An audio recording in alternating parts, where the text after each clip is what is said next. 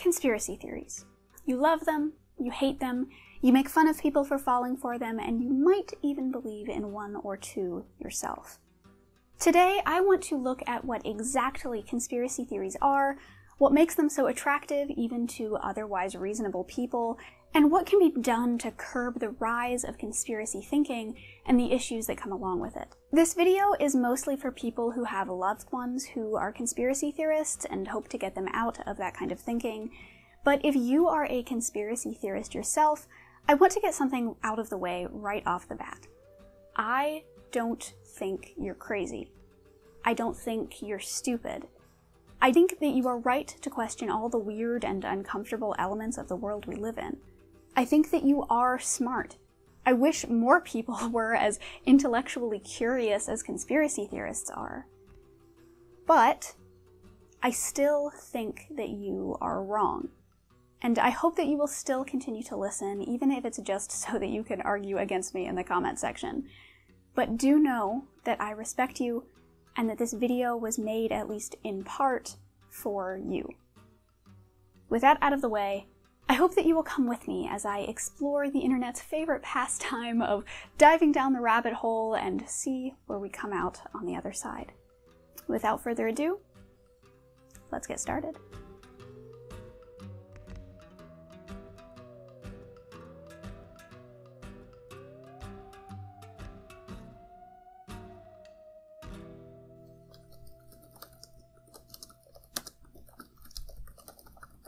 Stop! What the hell? Who are you? I'm you from another dimension. I was sent here to stop you.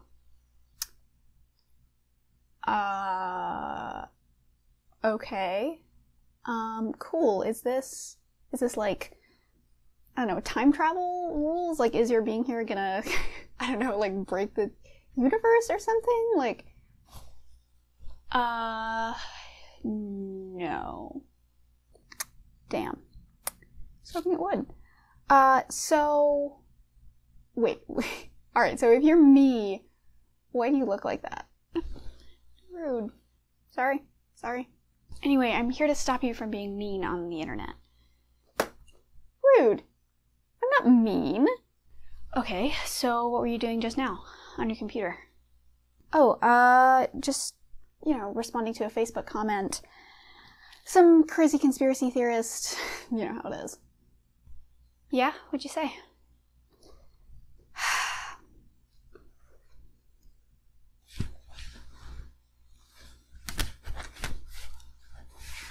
Imagine believing in chemtrails, LOL. Sounds like you need to go back to school before your ignorance infects anyone else. The science is there and Google is free. It's not that hard. Okay, well, when you read it like that, but, I'm not wrong. All the information is there. All you have to do is look it up. This is why people don't take conspiracy theorists seriously. They're just out of touch with reality, and they're all crazy and paranoid and live in their mom's basement. Who is a conspiracy theorist? Well, that depends on how you define conspiracy theory, and yes, conspiracy theorist. Conspiracy theory, at least the way that we usually use it, is kind of an umbrella term that can cover everything from 9/11 truthers and the JFK assassination to Bigfoot and aliens to the Illuminati and our government being run by lizard people. The study of conspiracy theories is relatively new, even though conspiracy theories themselves have been around for literally centuries. But scholars have mostly come to agreement on what conspiracies and conspiracy theories are. We define a conspiracy as a secret arrangement between two or more actors to usurp political or economic power, violate established rights, hoard vital secrets, or unlawfully alter government institutions to benefit themselves at the expense of the common good. Conspiracy theory refers to an explanation of past, ongoing, or future events or circumstances that cites as a main causal factor a small group of powerful persons, the conspirators, acting in secret for their own benefit and against the common good. So what does this mean? Well, basically, a conspiracy is when a group of powerful people does something in secret that is good for them, but bad for the public. And a conspiracy theory is when people think that some event or circumstance is caused by a conspiracy, even if the official story doesn't agree. This definition is still a little broad, but it does narrow things down a little bit. For instance, with this definition, the mere belief in aliens doesn't make someone a conspiracy theorist. A person only becomes a conspiracy theorist if they believe that aliens exist and the government is hiding their existence from the public for some nefarious reason. This definition also shows the difference between conspiracies and conspiracy theories. Basically, conspiracies are true. They are events where people in power covered up something or hid something from the public, and there is enough evidence of it that a majority of experts agree that the conspiracy happened. For example, take the Tuskegee syphilis experiment, where the US Public Health Service knowingly infected hundreds of black men with syphilis in a study from the 1930s through the 1970s. The men were told that they were being given free health care. The government gave them a disease instead. Conspiracy theories, on the other hand, are just that, they're theories.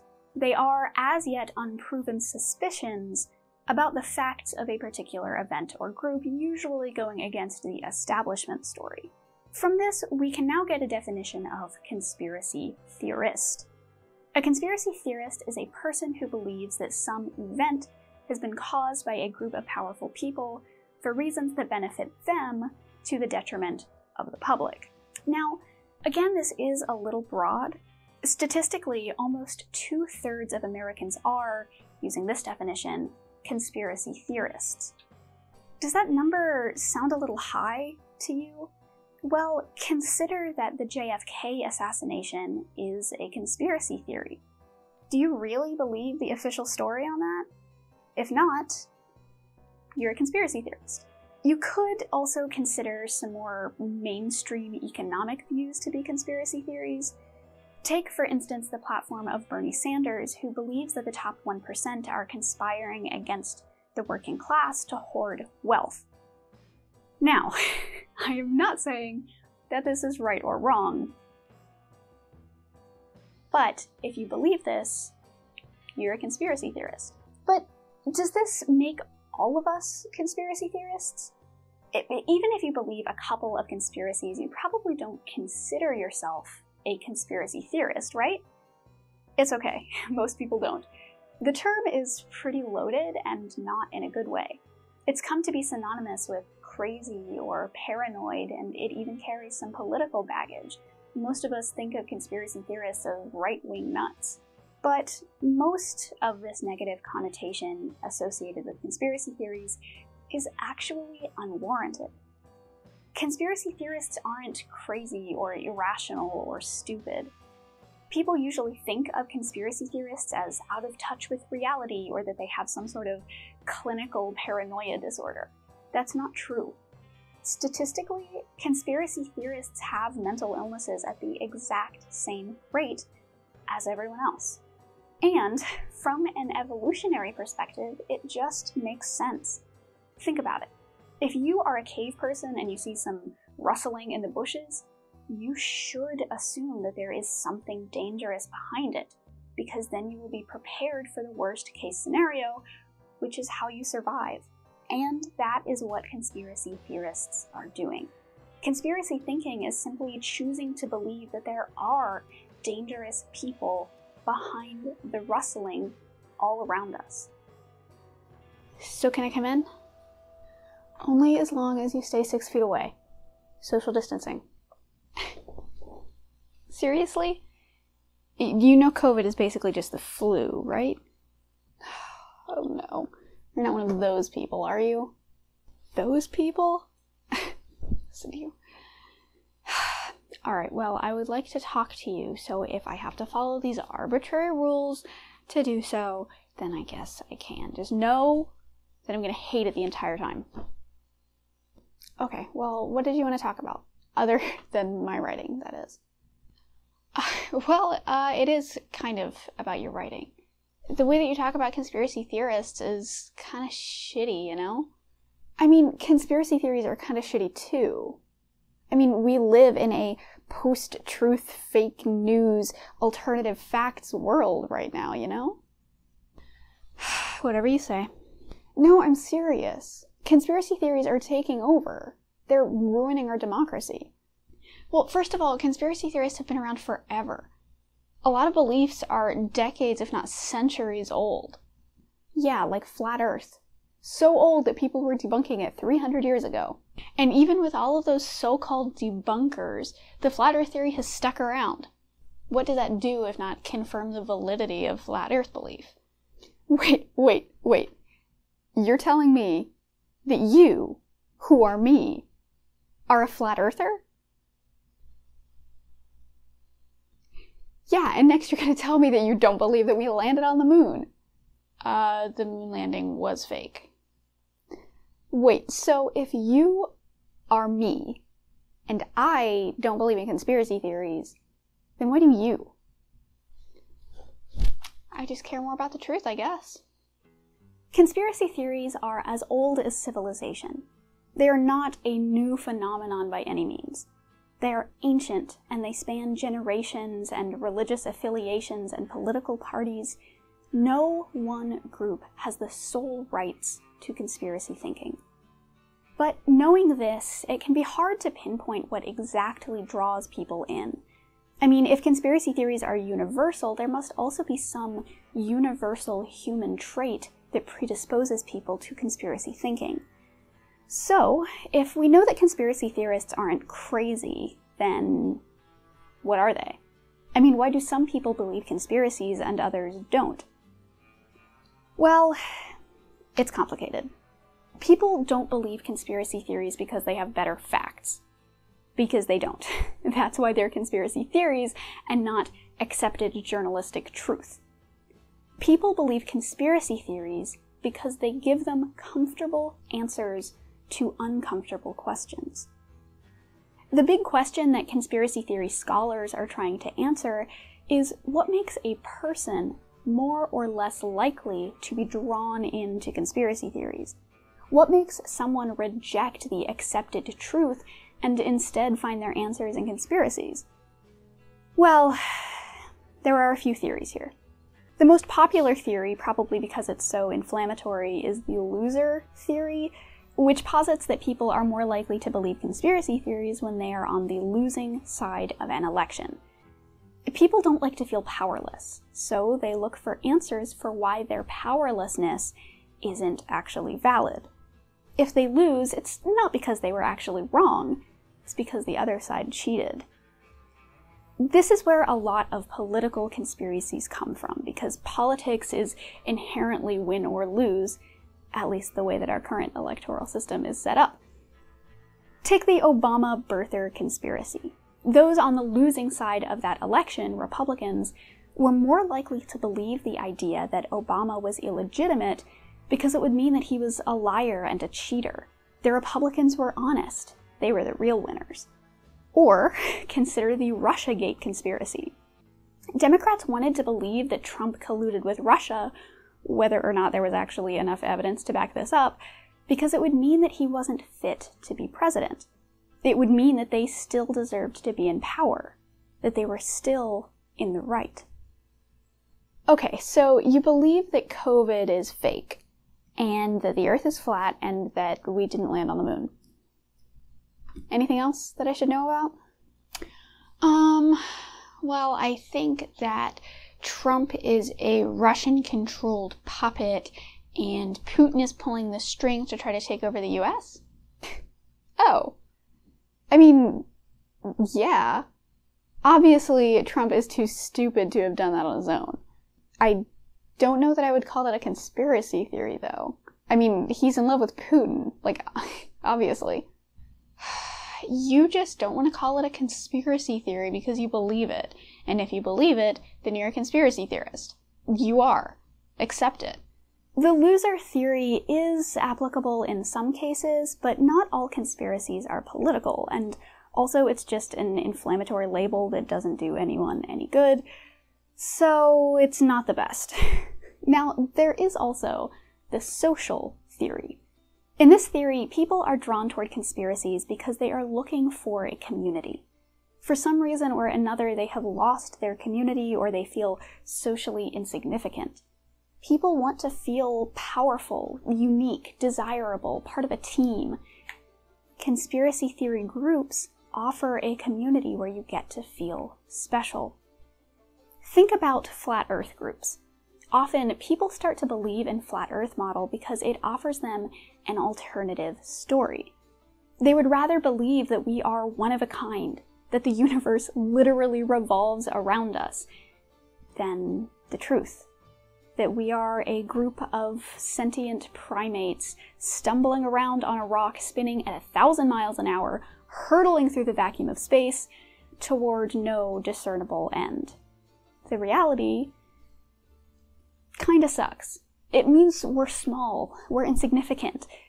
But if you believe that we live on a flat plane, the only ones of our kind, and that this knowledge is special and unique and granted to only a select few, and that this knowledge allows you to fight against other power structures that you believe are unjust and lying to the rest of the public, and that this means you get to be a part of a group of enlightened freedom fighters who protect and defend each other, hell yeah, that sounds great. I would love to be a part of a group like that.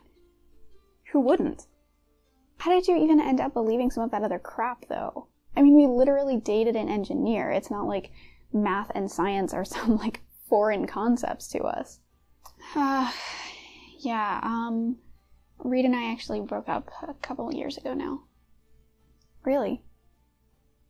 What happened? I was watching YouTube, flat earth debunking videos, actually, and then the algorithm started recommending me actual flat earth theories, and the people are, like, just really charismatic, really fun, a lot more fun than some of the other people. Anyway, they responded to the debunkers, and so I talked to Reed about it to get his opinion, and he just started making fun of me. He was really condescending, and he couldn't answer the questions, and he was an ass about it, and he thought that I was crazy. So we broke up. While there are many conspiracy theorists who fit within this category, the social theory doesn't actually explain everything about how some people fall into conspiracy thinking in the first place. For that, we need to turn to the uncertainty theory. In uncertainty theory, people believe in conspiracies because they are confronted by something that the official story cannot satisfactorily answer. They are drawn to conspiracies because the truth is uncomfortable, and it doesn't really mesh with their expectations of reality. If you feel that the official story of an event doesn't have a good, coherent, believable narrative, then you might seek closure elsewhere. One of the places that you might find that answer could be a conspiracy theory. Take the mass shooting in Las Vegas from 2017. In the wake of the event, there were conflicting accounts about how many shooters there were, about who the shooter was, about how many people were injured and killed. It was chaos and confusion. And chaos and confusion feels uncomfortable. We like to have details and clear understanding about things, but when people didn't get those details, like the number of shooters, or when the details conflicted with their worldview, like the fact that the shooter was a middle-aged white man, not the kind of perpetrator that many people were expecting, people looked elsewhere for answers that would better fit their worldview. And one answer was that this shooter was planted. It was a false flag attack. An attack that was planned by the government as an excuse to do something else, probably pass harsher gun control legislation. And because the official answers didn't feel right, these people found other answers that felt like they were more realistic. Another example of this is from the Boston Marathon bombing. In the official story, a bomb planted in a terrorist plot exploded near the finish line of the Boston Marathon, killing several and injuring even more. It was deadly, gruesome, and tragic. So, why do people think it's a conspiracy? Because it didn't look right. because the blood was too bright red, because people ran away even with horrific and debilitating injuries. It didn't look right. Yeah, but how can you believe some of this stuff? I mean, how can you just ignore the science? I'm not ignoring the science. I'm trusting my own eyes. I know when something looks wrong, like this supposed curvature of the Earth. You can't see it. You just can't. Yes, you can. No, you can't. And I don't even know why you would want to. I mean, why would you cling so hard to a theory that, if true, would mean that your life is meaningless? Because it's the truth. Because your theory is wrong. Because scientists work really hard to figure out the truth. The least we can do is listen to them. Anything else is crazy. It's not crazy. There's actually a word for it. Zeticism. It's an ancient philosophy where we trust our own eyes over some scientist stuck in a lab somewhere. It's not crazy. In fact, it has more of a historical basis than a lot of the so-called science that you believe. I mean, you can't see the curvature. We have the plain facts on our side. You can't see the curve. You can't. We have the obvious truth. How can you argue with that? The uncertainty theory relies on how events feel to people, whether they look right, whether the official story matches people's personal experiences. When reality doesn't match what we expect to happen, when we see something that isn't like anything else we've seen before, it freaks us out, and we search for answers anywhere we can find them. We want reassurance that our eyes and ears and memories are infallible, and conspiracy theories often give us that reassurance. But they're so wrong. And knowing why people believe lies isn't as important as figuring out how to get them to believe in the truth again. Now, there are a lot of different ways that people have suggested debunking conspiracy theorists, and most of them don't work. Some people just make fun of conspiracy theorists and mock them. And yeah, I get it. It's fun. We all want to dunk on people who we think are stupid. It feels good to feel smarter than someone else. But maybe don't. Like we just discussed, conspiracy theorists aren't unintelligent or paranoid or mentally ill. They just happened to have the right concoction of uncertainty or fear or loneliness at the right time for a conspiracy theory to look like an attractive solution to their problems. Mocking someone will literally never get them to change their minds. Others try the info dump method, where they just throw every single piece of information, every math formula and science paper and famous person quote that they can get their hands on at their conspiracy theorist friend. This also doesn't work. People aren't really receptive to mountains of math and science, and this isn't just specific to conspiracy theorists. This is kind of just how humans are. We have a hard time conceptualizing things as abstract as math and science concepts. So, this method is also a no-go. Now, some people are aware that they need to provide facts, and so they turn to experts. But these so-called educators aren't actually very good at changing people's minds. Neil deGrasse Tyson, for example, is notorious for being passive-aggressive and pompous on social media.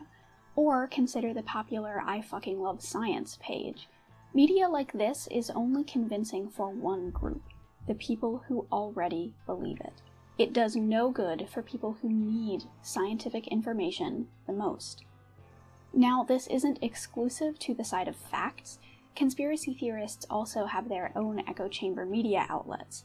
But what we do about those is a subject for another video. So, what are we supposed to do?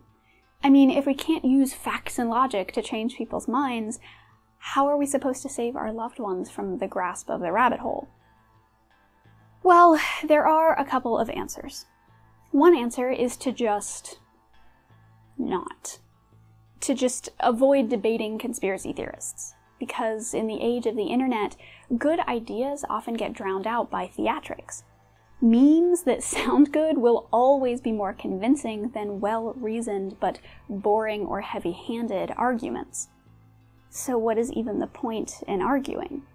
If you're trying to change the mind of a loved one, though, this answer isn't really viable. You can't just ignore them forever.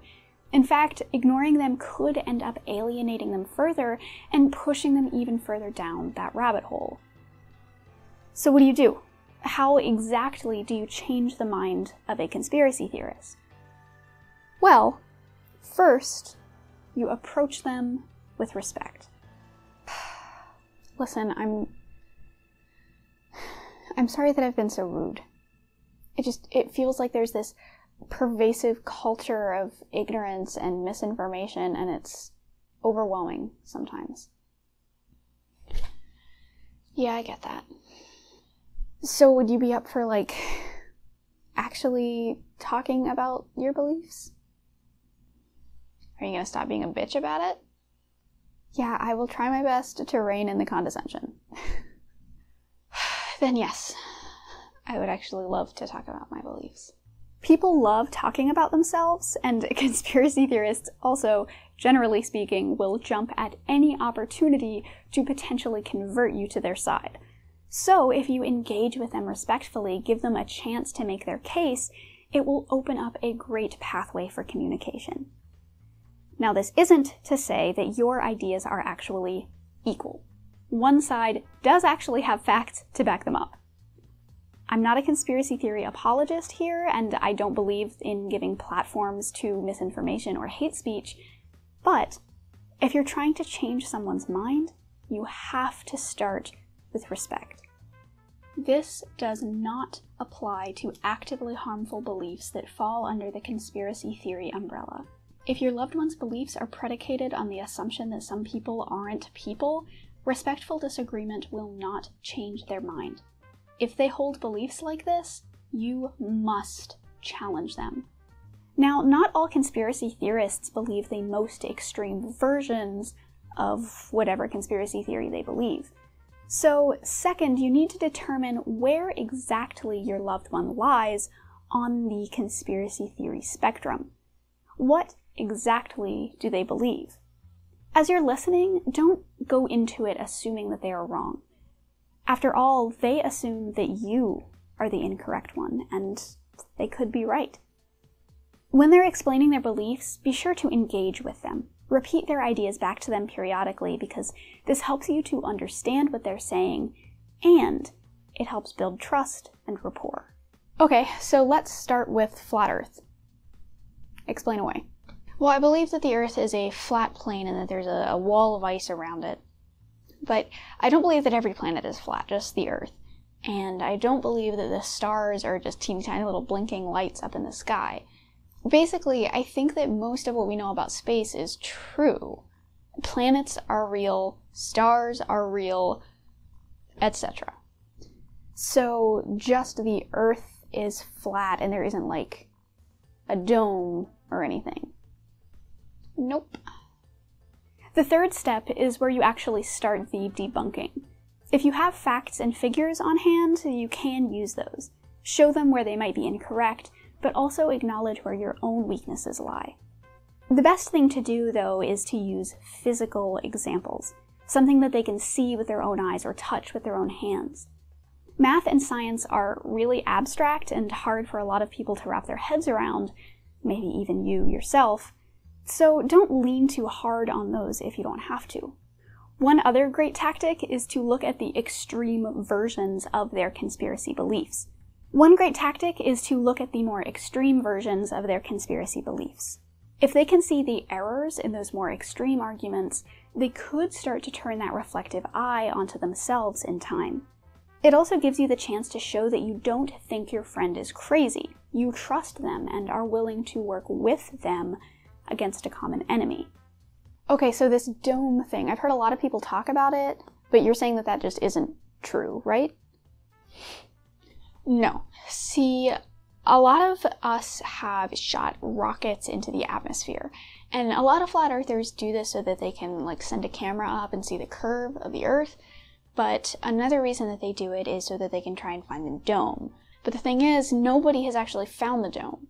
I mean, we've shot things so high up into the air that we should have found it by now. But no one has. Exactly. Okay, so why do people still believe it? I don't know. I mean, they say that they follow the scientific method, but every time their results come back negative, they just dismiss them out of hand. It's really frustrating, actually. Yeah, I can imagine. In the course of your discussion, they will probably come back at you with some arguments and facts of their own. And while you can debunk those if you want, arguing about the details isn't actually super productive. Pointing out their logical fallacies is something that a lot of internet debaters do, but it's not always productive either. Ultimately, if you want to debunk their arguments, you need to go to the root of the issue. Look at the why behind their beliefs. Start at the most basic facts and premises of their position, and then get to the details. If you can show them flaws at their base, then everything built on top of that base will start to crumble. Pro tip time. Conspiracy theories often rest on several assumptions. 1. There is, somewhere, a sometimes quite large group of powerful people. 2. All of the people are working together. 3. All of the people are keeping their work a secret. 4. All of the people are willing to go against the public good. 5. All of the people are somehow doing all of this while keeping up the veneer of normalcy. Now, think about every single group project that you have ever done in your life. Yeah.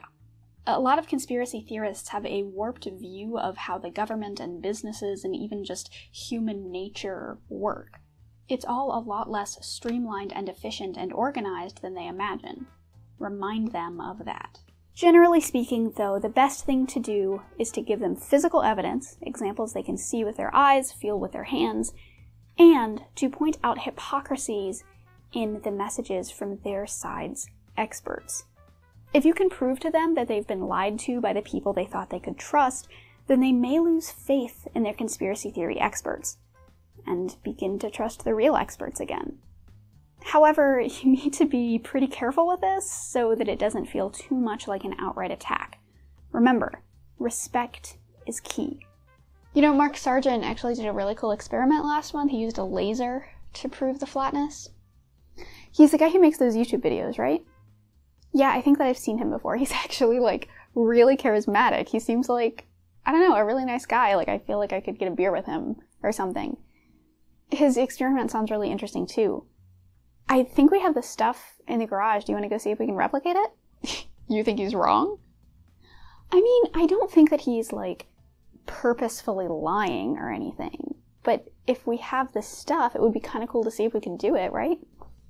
Sure. If you prove him wrong, if he is right, I will buy you a beer. Yeah, and if he is wrong, I'll eat my fucking coat. Finally, the most important and hardest thing to do is to give them time. You can't expect people to change in front of your eyes, especially when they're wrong. You just need to plant the seeds of truth, just give them your ideas, show them where their ideas might have some weaknesses, and then leave it alone. People do most of their changing when they've had some time on their own to sit and think and reflect. The shame of being wrong is a powerful force, and feeling shame while in the presence of someone else can make people lash out, so give them space. Man, that was really cool. Yeah, I still don't know that we did it right. I'm gonna have to look back at the footage and make sure that we followed all the steps correctly. Yeah, no problem. Yeah, well, I think I'm gonna head out now, actually. I have a lot on my mind at the moment, but I'll come back here soon, okay? Yeah. See you later, and, good talk. Bottom line, Give them respect, give them facts, and give them time. But, okay, let's say that you can convince people that they're wrong, but then they have to leave their in-group. What then? Conspiracy groups are like families. They care about each other, they listen to each other. Often, they're the only family that each other has. They will do everything it takes not to lose each other. Many of them already lost their first family by believing in a conspiracy, and there's no assurance that their old family will take them back if they decide to leave the conspiracy. So, they stay. They won't take the risk of ending up alone and alienated. Unless they know that there is solid ground on the other side, they won't make the jump. They can't lose the community they've built. So, what can we do? Well, we give them that solid ground. Give them evidence, yes, but more importantly, give them care, compassion, and respect. Listen to them. Don't judge them or shame them or make fun of them. These people are curious, skeptical, critical thinkers. They question narratives and do experiments. They want to find answers that explain why bad and scary and absurd things happen in our world. All of these traits are good things that should be fostered. We need more people who question authority and put in the legwork to analyze and test different concepts. When you work to change people's minds, you aren't getting them to stop questioning things. You're just getting them to use their skills and inquisitiveness to better ends. You're not turning off their curiosity. You're just redirecting it. Conspiracy theorists aren't more crazy or unintelligent or paranoid than any of us. They've gone through the same shit as the rest of us, they just found a different way out of it. Our job, as people who try to bring conspiracy theorists back into reality, is to show them that we care about them. We think they're wrong, but we care about them. And we respect them. Ultimately, the goal needs to be compassion. Being an asshole to someone, shaming them for what they believe, is never going to work.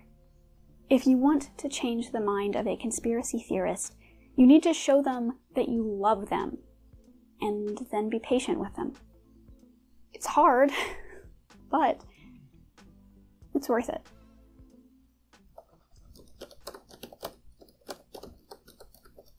Hey. Oh, hey. What you doing? Oh, just responding to that comment thread from before. After talking to you, I realized that I was kind of being a bitch, so I decided to go in and apologize. Anyway, I guess your mission to make me less mean on the internet was a success, so. Anyway, what's up? Yeah, I just, wanted to tell you that I'm heading back to my own timeline here in a little bit. Really? Well, I will miss hanging out with you. Yeah, me too. Oh, wait, where's your coat? It's cold outside. I don't want you to forget it. Oh, yeah, about that. I'll explain on the way to the interdimensional portal. Wanna come? I'd love to.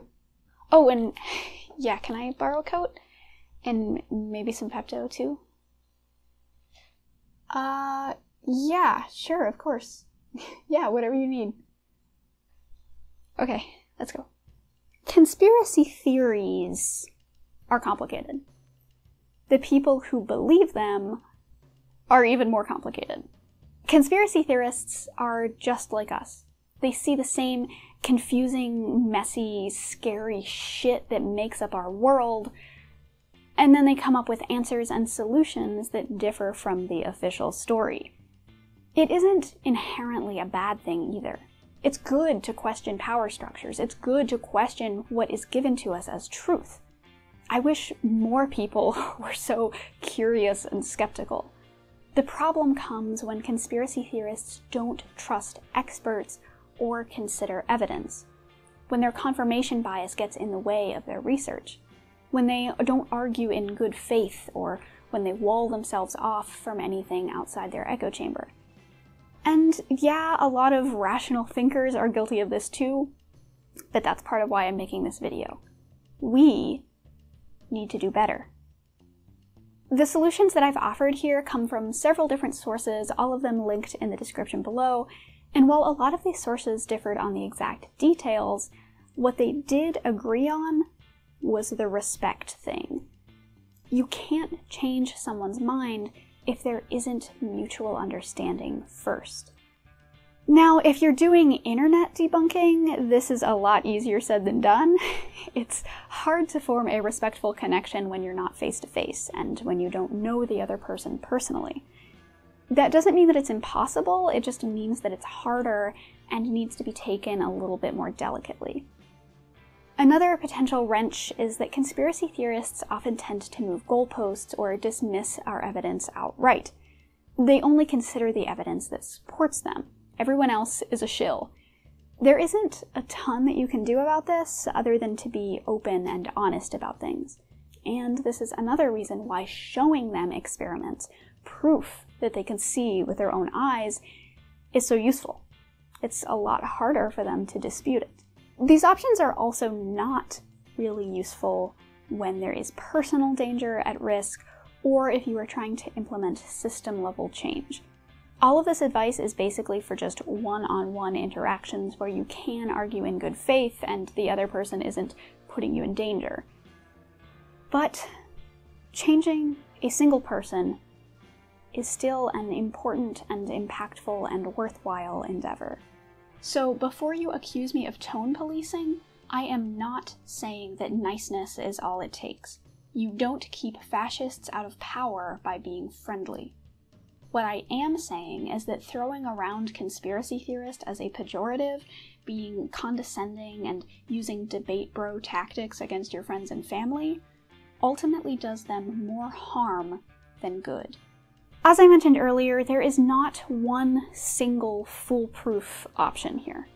Debunking is easy when it's just dunking on people you think are stupid, but when you actually respect the other person, it's actually really hard. But it is worth it. Every time, it is worth it. If you are honest, respectful, and patient, you can change people's minds. All this world needs is a little more love.